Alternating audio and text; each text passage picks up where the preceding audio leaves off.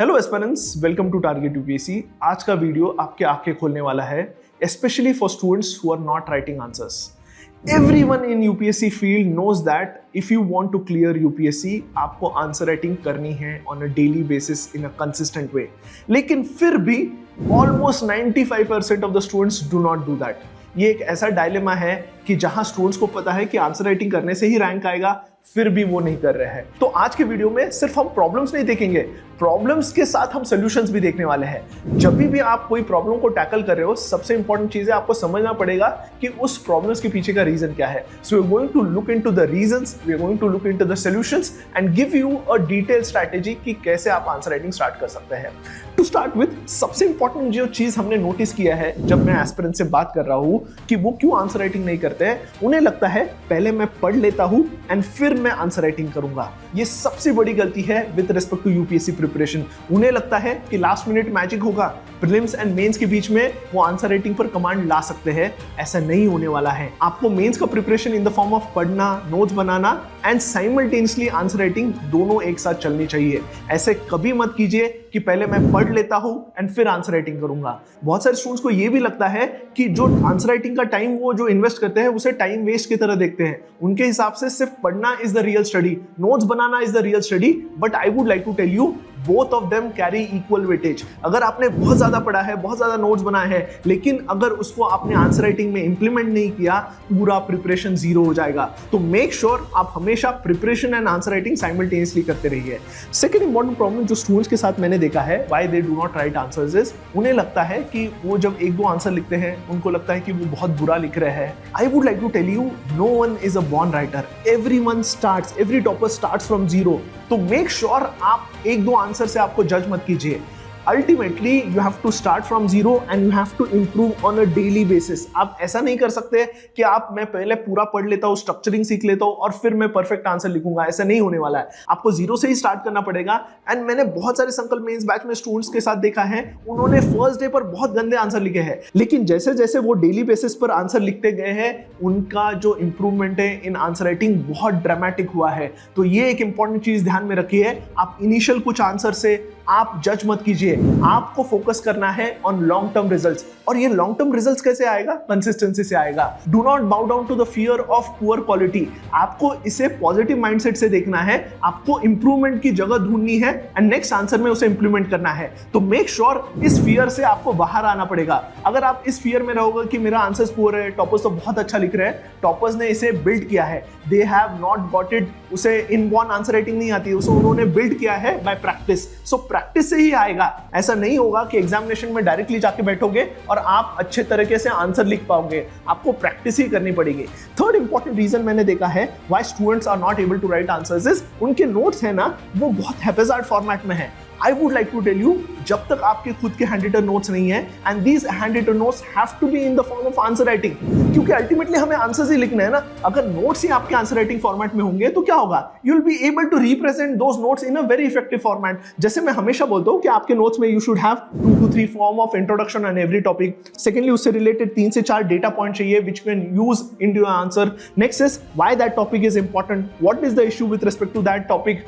Next is what are the government measures हो गया, या वे फॉरवर्ड क्या है, कंक्लूजन क्या है। अगर आपके नोट्स इसी फॉर्मेट में है तो क्या होगा? You will be able to represent and structure your answer in a very easy format. तो मेक श्योर, अगर आपको आपका फियर निकालना है with respect to answer writing, you have to have your own handwritten notes. मैं हमेशा students को बोलता हूं, अगर आपके पास नोट्स है एंड आप डेली प्रैक्टिस करते हो, आपका फियर निकल जाएगा with respect to answer writing. तो नोट्स बनाना बहुत जरूरी है। Again, what I have seen is many students what they do is they randomly join a test series. Test series में क्या करते हैं, उनके कम नंबर आते हैं एंड वो क्या करते हैं, फ्यूचर टेस्ट नहीं देते हैं।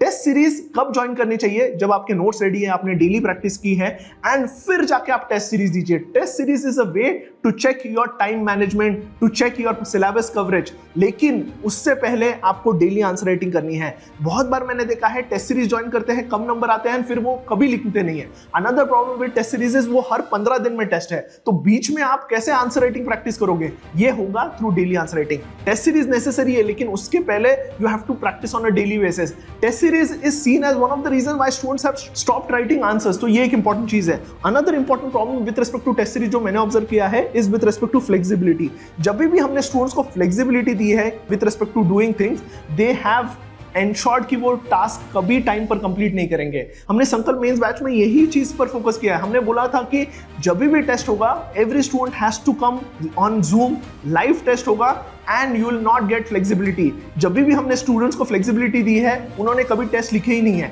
तो यहाँ एक इंपॉर्टेंट चीज जानना जरूरी है कि जितना आप लाइफ में फ्लेक्सिबिलिटी रखोगे उतना आप लेजी बनते जाओगे। तो मेक श्योर फ्लेक्सिबिलिटी वाली टेस्ट सीरीज से अवॉइड कीजिए। आपको कहीं ना कहीं डिसिप्लिन लाना पड़ेगा अगर आपको रिजल्ट चाहिए। अनदर इंपॉर्टेंट फैक्टर जो मैंने देखा है, यूपीएससी प्रिपरेशन स्टूडेंट्स स्टार्ट करते हैं विद इंटरनल मोटिवेशन, लेकिन to build that consistency and to write daily answer you need external accountability. जब तक आपके पास एक्सटर्नल अकाउंटेबिलिटी है, you will not write daily answers. There are very few individuals, 1% of students जो internal motivation के through daily answer writing करते हैं, लेकिन 99% स्टूडेंट्स के लिए मैंने ऑब्जर्व किया है एक्सटर्नल अकाउंटेबिलिटी जरूरी है। हमारे संकल्प मेंस बैच में हमने यही किया है। हमने स्टूडेंट्स को डांटा है, अगर उन्होंने डेली आंसर राइटिंग नहीं की है, उन्होंने टेस्ट नहीं दिया है, नोट सबमिट नहीं किया, तो हम डांटते हैं।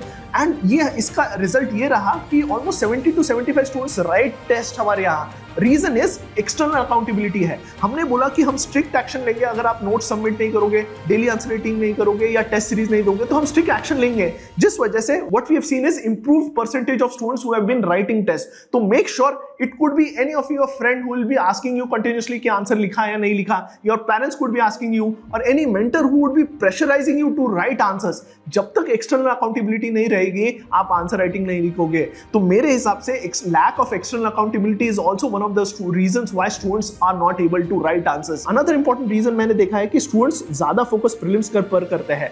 I know prelims is an important examination, लेकिन मेरे हिसाब से प्रीलिम्स से भी इंपॉर्टेंट एग्जामिनेशन मेंस है, क्योंकि मेंस में अगर आप देखोगे you have to write close to 5 days आपको पेपर्स लिखने पड़ते हैं, एनालिसिस की जरूरत है, आंसर राइटिंग करने की जरूरत है, सिलेबस ज्यादा है मेंस का।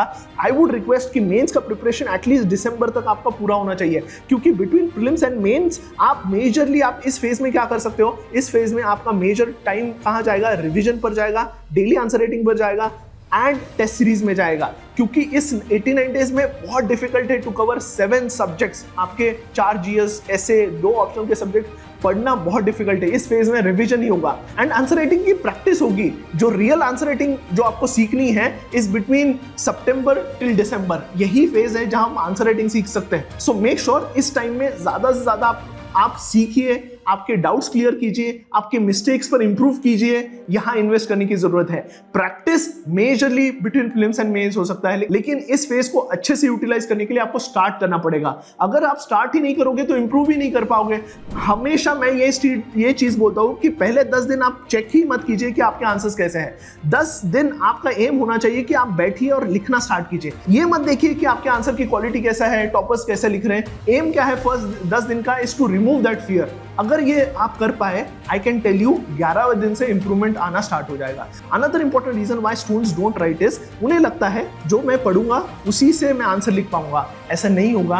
यूपीएससी में out of the 20 questions 10 questions he directly आएंगे। 10 क्वेश्चंस के आंसर्स आपको ऑन द स्पॉट बनाना है। इसकी भी प्रैक्टिस हमें करने की जरूरत है। ऐसा कभी नहीं होगा जो आपने पढ़ा है डायरेक्टली वही आएगा। मैक्सिमम 50% ऑफ क्वेश्चन आ सकते हैं। UPSC wants you to think on the spot. अब इसकी भी प्रैक्टिस आपको करनी पड़ेगी। ऐसा मत सोचिए कि जो मैं पढ़ूंगा वही आएगा।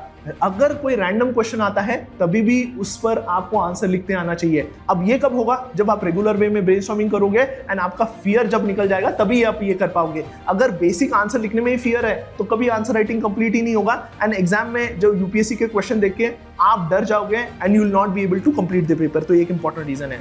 अब इसके ऊपर सोल्यूशन क्या है, what I ask student is, जब भी आंसर राइटिंग करना है the first thing you have to do is आप डेली एक आंसर से स्टार्ट कीजिए। आप ऐसे मत कीजिए कि मैं डेली 5 लिखूंगा, एक आंसर से स्टार्ट कीजिए। सेकेंडली, आप ये कौन से क्वेश्चन से स्टार्ट कर सकते हो, आप पीवाईक्यू देखिए, पीवाईक्यू के क्वेश्चन उठाइए एंड उसको लिखना स्टार्ट कीजिए। अब ये कहां से कर सकते हो, हमने ऑलरेडी हमारे 4 पीवाईक्यू बुक्स जो यूपीएससी मेंस के लिए है, हमने उसका पीडीएफ स्टूडेंट्स को दिया है। डिस्क्रिप्शन में उसके लिंक है, आप जाके डाउनलोड कर सकते हो। तो पीवाईक्यू से आप स्टार्ट कर सकते हैं। सेकंड इंपॉर्टेंट है, बहुत सारे स्टूडेंट्स बोल रहे हैं सर हमें स्ट्रक्चरिंग नहीं पता। इसके लिए भी मैंने एक वीडियो डाला है। मैंने सारे टॉपर्स के कॉपीज एनालाइज करके एक वीडियो बनाया है जहां मैंने स्ट्रक्चरिंग सिखाई है। है तो उसको वीडियो देखिए, तो ये एक इंपॉर्टेंट है। Third important thing is, sir मेरा 7 मिनट में नहीं हो रहा है। इनिशियली अगर 20 मिनट भी लग रहे हैं ना, do not worry. The first 10 days का एम क्या है? To start writing answers. ये नहीं है कि मेरा 10 मिनट में होना चाहिए, मेरी क्वालिटी अच्छी होनी चाहिए, नहीं है। एम क्या है? To build that consistency and to start writing answers. तो ये इंपॉर्टेंट है। अनदर इंपॉर्टेंट थिंग जिसका आप हेल्प ले सकते हैं apart from PYQs is toppers copies. Go through the toppers copies at least for half an hour on a daily basis. आपको realise होगा कि टॉपर्स भी एवरेज लिखते हैं, but writing average thing in a time bound manner is also difficult. लेकिन उससे एक confidence आएगा, आपको पता चलेगा कि टॉपर्स कैसे लिख रहे हैं। पहले टॉपर्स कॉपी में से क्वेश्चन देखिए, आप इस पर स्ट्रक्चरिंग कीजिए कि मैं इस क्वेश्चन के लिए मैं क्या आंसर लिखता, क्या पॉइंट लिखता, and then read the toppers copy. उससे भी बहुत ज्यादा कॉन्फिडेंस आएगा एंड जो फियर है with respect to answer writing पूरा निकल जाएगा। तो ये कुछ इंपॉर्टेंट चीजें आपको करने की जरूरत है। अनदर इंपॉर्टेंट चीज ध्यान में रखिए, it is a evolution, it is not a revolution. एक दिन में चेंज नहीं होने वाला है, इट इज अ एवोल्यूशन। आपको धीरे धीरे स्टार्ट करके every day you have to make a mistake, second day improve on that mistake, third day do a new mistake, fourth day improve on that mistake and slowly आपको improve करने की जरूरत है। Next speed भी धीरे धीरे बढ़ेगी। First day में आप 20 मिनट्स में लिखोगे, देन 15 मिनट्स आएगा, नेक्स्ट मंथ में आप 12 मिनट्स में लिखोगे। ये धीरे धीरे इंप्रूवमेंट होगी। अब इंप्रूवमेंट कब होगी? जब आप नोट्स होंगे, रिविजन करोगे, डेली लिखोगे, एंड इससे क्या होगा, आप इसका टाइम भी इंप्रूव हो जाता है एंड आपके आंसर्स भी इंप्रूव हो जाते हैं। एंड सबसे important, you should have accountability. जब तक आपके पास अकाउंटेबिलिटी नहीं है इन the form of external pressure, जहां कोई ना कोई आपको रोज टोके कि आपने आंसर लिखे नहीं, आपको ऐसा अकाउंटेबिलिटी मैकेनिज्म डेवलप करना पड़ेगा। क्योंकि जब तक आप अकाउंटेबिलिटी मैकेनिज्म डेवलप नहीं करोगे, आपकी कंसिस्टेंसी नहीं रहेगी। तो मेक श्योर अगर आपको यूपीएससी में रैंक लाना है, then this is the solution. हमने बहुत सारे टॉपर्स देखे हैं, आंचल उपाध्याय हो गया, मुदिता बंसल हो गया, अवधीजा गुप्ता हो गया। One thing was common among all of them was they were consistent with respect to writing tests. They wrote every test. They wrote every question which we gave in Sankalp Mains batch. And Sankalp Mains batch में भी हम यही चीज पर focus करते हैं। हम focus करते हैं कि स्टूडेंट्स के हैंड रिटन नोट्स बने in answer writing format. Secondly, every day 2 questions देते हैं उसे प्रैक्टिस के लिए। जब हम क्वेश्चंस देते हैं उसका इवैल्यूएशन भी करते हैं एंड वी एंश्योर कि every student write a test after 15 session. ये जूम लाइव टेस्ट होता है, जिससे क्या होता है उसके नोट्स भी बन जाता है, तो नोट्स से वो रिवाइज करता है, फियर निकल जाता है, उसके पास कंटेंट होता है। सेकेंडली, डेली आंसर राइटिंग से इंप्रूवमेंट होता है। We take answer writing session in between, जहां हम आपको गाइड करते हैं कि आंसर एग्जैक्टली कैसे लिखना है, तो उसका फियर इस 2 फेज से निकल जाता है with respect to notes, daily answer writing and structuring. And every 15 session के बाद हम उसका टेस्ट लेते हैं विच इज कंपल्सरी। यहां एक्सटर्नल अकाउंटेबिलिटी आता है, जहां हम पुश करते हैं कि every student has to write test Sunday 5 PM after 15 session, जिससे क्या है उसका एक डिसिप्लिन बन जाता है। So this is a mechanism in Sankalp mains batch through which we have achieved a great result. आप हमारे सारे टॉपर्स के भी रिव्यूज डिस्क्रिप्शन में देख सकते हो, हमारे स्टूडेंट्स के नोट्स भी, कि जो स्टूडेंट्स नोट्स बना रहे हैं कैसे उन्होंने आंसर राइटिंग इंप्रूवमेंट किया, उसके भी लिंक्स मैं डिस्क्रिप्शन में डाल दूंगा। लेकिन मेरा ये कहना है, आप कहीं भी ज्वाइन हो, आपको डेली आंसर लिखना स्टार्ट करना पड़ेगा, तभी मेंस में रिजल्ट आएगा। अगर दिसंबर तक आपने नोट्स नहीं बनाए, डेली आंसर राइटिंग नहीं किया और टेस्ट सीरीज नहीं दिया, तो मैं बता रहा हूं you are on the wrong side and अभी भी टाइम नहीं गया है to improve on answer writing. अभी भी 4 महीने हैं, you can definitely do that with right strategy, right content and right discipline. Thank you.